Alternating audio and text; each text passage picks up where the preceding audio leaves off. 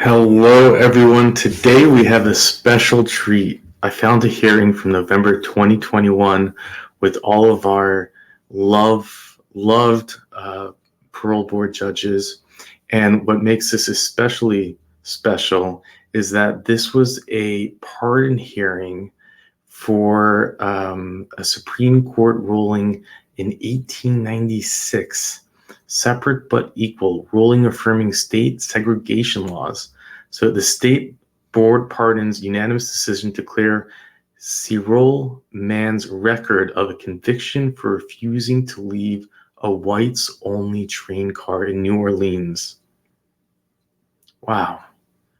Plus, he was arrested in 1892 after boarding the train car as part of civil rights groups' effort to challenge a state law that mandated segregated seating. So let's jump in and watch history.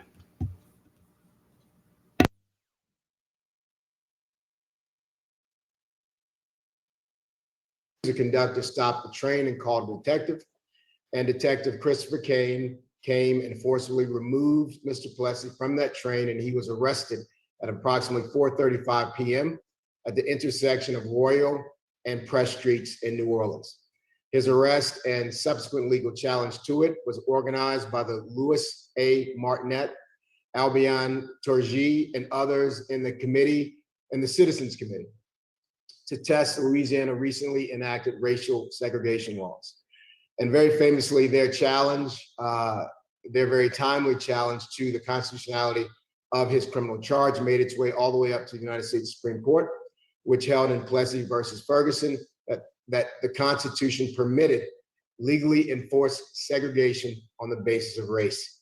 The Supreme Court's infamous Plessy decision gave a green light to the enactment of a slew of laws by Southern states that created a Jim Crow regime. Now, after all of this, right over here across the street from me at Tulane and Broad, January 11th, 1897, Mr. Plessy pled guilty in Section A of Orleans Parish Criminal District Court to the crime and received a fine of $25. Mr. Plessy died on March 1st, 1925, still convicted of that crime. He died convicted for the same act of protest that Rosa Parks famously took 60 years later, and for which she is celebrated with monuments and plaques and in museums and in elementary schools all across the nation, and I dare say all over the world. Consequently, and in recognition of the upcoming 125th anniversary of Mr. Plessy's conviction by guilty plea in Orleans Parish Criminal District Court, the undersigned have submitted this application to this board and to the governor, John Bel Edwards, for Mr. Plessy to receive a full gubernatorial pardon. And I would just say before I turn it over, and I'm proud to be here with Keith Plessy and Phoebe Ferguson, whose names represent these historical figures. On January 11th, it will have been 125 years since that guilty plea. And there is no doubt that that he was guilty of that act on that date, but there's equally no doubt that such an act should have never been a crime in this country. This Avery Alexander pardon law, as you so eloquently said, absolutely allows us to come before this body and ask for this posthumous pardon. As I understand it, this law, Avery Alexander pardon law, has never been used. It almost feels as if it was designed for this moment, for this time, for this body. And this is something that is not just important to Mr. Plessy's legacy, to the city and to the state. I believe it is something that is important to this country at a very, very difficult time. We collectively ask this board to recommend this application favorably to the governor. There are small things that we can all do every day to atone for the sins of the past that we had nothing to do with. This may seem small, but it is deeply symbolic. And this request is part of our effort to continue looking honestly at where we have come from, understanding how far we have to go, and pledging that we can all be better and make America better by working together and standing together. Thank you. Thank you, Mr. Williams. Thank you. We'd like to hear from Mr. Keith Plessy at this time. Mr. Plessy.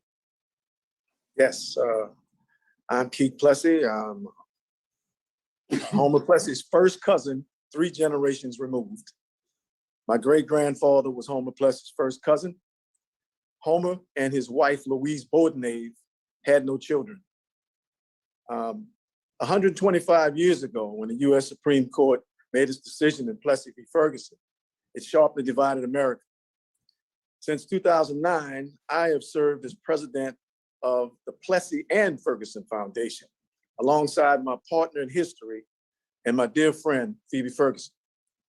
Together, we have literally flipped the script on Separate but Equal. And we hope to continue that work today with the approval of a full posthumous pardon for Homer Adolph Plessy. I'm extremely proud to carry the surname of Plessy.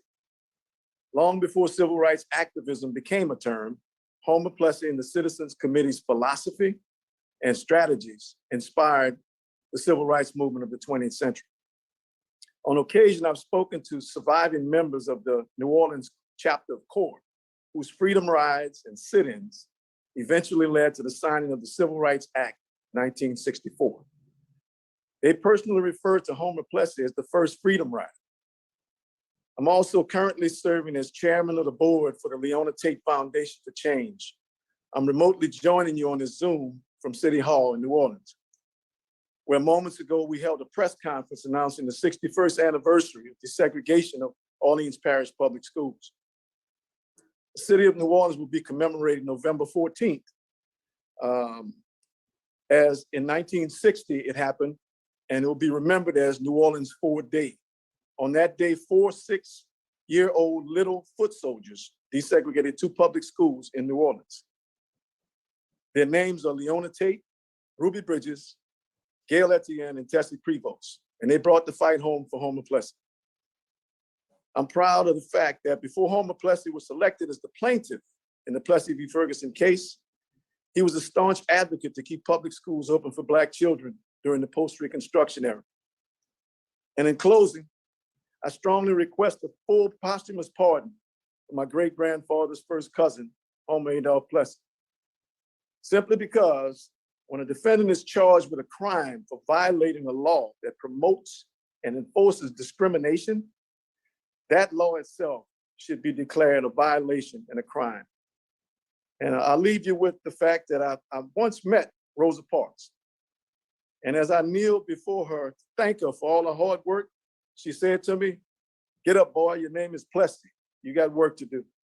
I'll admit I didn't know what she meant then, but I'm sure now, and I'm convinced that she was talking about the work we're doing today. Thank you, Mr. Plessy. Thank you. Thank you, sir. Miss Phoebe Ferguson, please. Morning, and thank you for having us today. My name is Phoebe Ferguson, and I'm the great-great-granddaughter of Judge John Howard Ferguson. I'm also the co-founder and executive director of the Plessy and Ferguson Foundation.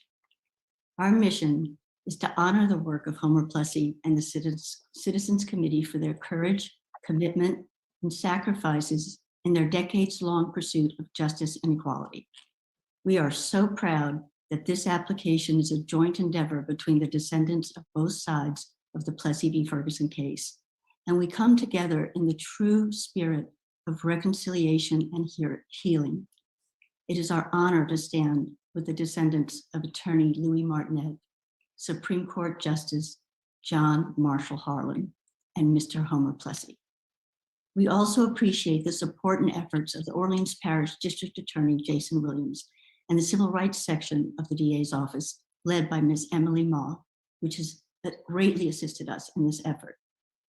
We are grateful to the memory of Reverend Avery Alexander, whose courageous work in the civil rights movement of the 20th century led to the passing of this law, which provides a path to recognize and address the injustices of the past. We hope that our efforts on behalf of Mr. Homer Plessy will help to inspire others who have also been unjustly convicted for opposing racial segregation in our state. On behalf of the entire Ferguson family, we ask this board to recommend to our governor that Mr. Homer Plessy be fully pardoned of the crime of violating the Separate Car Act, a law requiring separation of the races in railway coaches, for which he was convicted on January 11th, 1897, 125 years ago. We cannot undo the wrongs of the past, but we can and should acknowledge them and learn from them. Thank you for considering this application today. Thank you, Ms. Ferguson, and thank you all for your testimony this morning. As indicated earlier, it has been determined that the application submitted on Mr. Plessy's behalf does meet all the criteria set forth by the Avery Alexander Act. So we are ready to call for a vote. Members, a vote of yes is to approve the application and forward to the governor, and a vote for no is to reject the application. So I'll ask staff to call for the voice vote.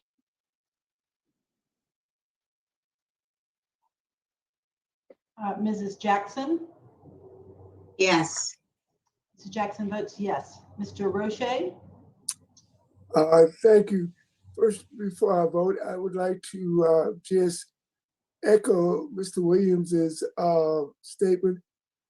I too lived in the shadow of Plessy versus Ferguson.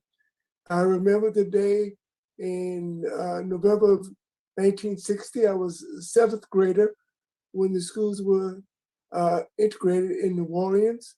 I am a son of New Orleans, West Bank, and it is an honor to vote yes in accepting this application and forward it to the governor of the state of Louisiana. Mr. Roche has voted yes. Mr. Marabella? My vote is yes. Mr. Marabella's vote is yes. Mr. Wise? My vote is yes. Mr. Wise's vote is yes. And Mrs. Renata? My vote is yes. Ms. Renata's vote is yes. Madam Chair, the vote is unanimous, 5-0. Thank you.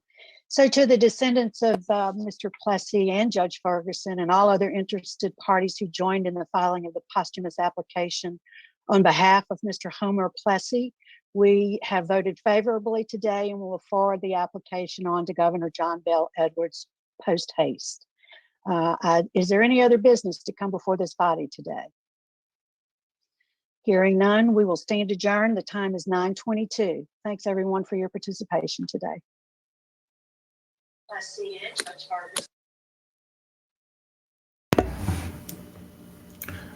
All right. That was pretty amazing, wasn't it? Our honor to stand. A crime, we call it that, committed 125 years ago. So on January 5th, 2022, Governor Edwards finally signed it on January 5th. Why did it take so long to sign it? This hearing was on November 1st, 2021. Maybe these things just take that long.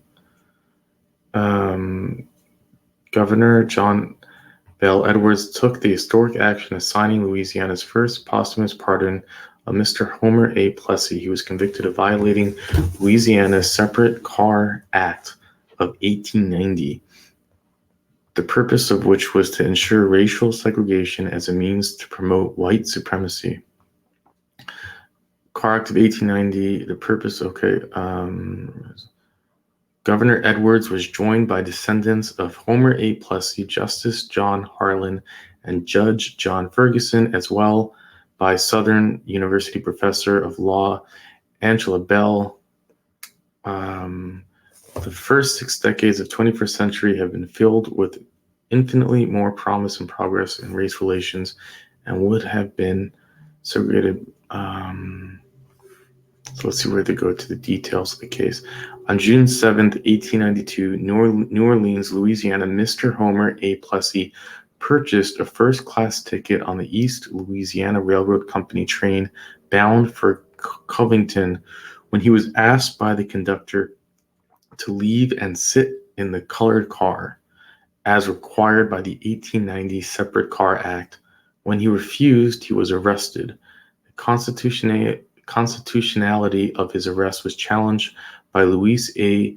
Martinet, Albion Torgi, and others in the committees to test Louisiana's recently enacted racial segregation laws. The United States Supreme Court heard Plessy v. Ferguson in 1896 and held that the Constitution permitted legally enforced segregation on the basis of race. It's hard. That allowed the enactment of a slew of laws by southern states that created the Jim Crow regime.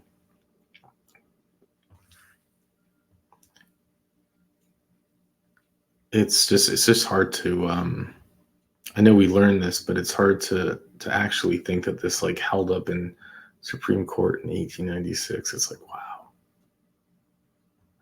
that it was constitutional. Notably, Plessy's criminal conduct in 1892 was virtually the same as Rosa Parks' courageous protest 63 years later in Montgomery, Alabama in 1955. She refused to leave her designated seat. Homer Plessy died in 1925 in recognition of the upcoming 125th anniversary of Mr. Plessy's conviction by guilty plea in New Orleans Parish Criminal District Court. An application was submitted to the Louisiana Board of Pardons and Governor John Bell Edwards for Mr. Plessy to receive a full gubernatorial pardon. It was submitted by Orleans District Attorney Jason Williams, the same office that sought Mr. Plessy's conviction.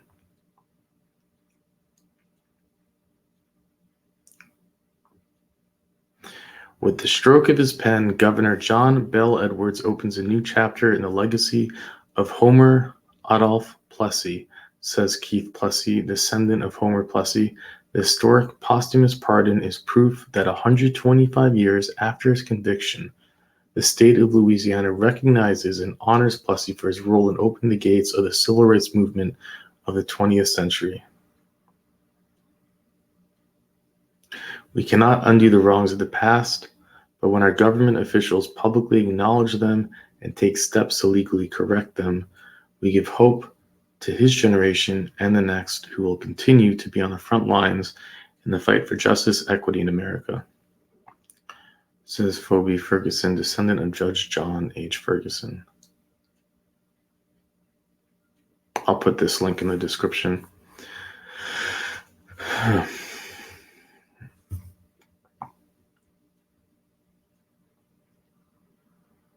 With that, I'll let you go.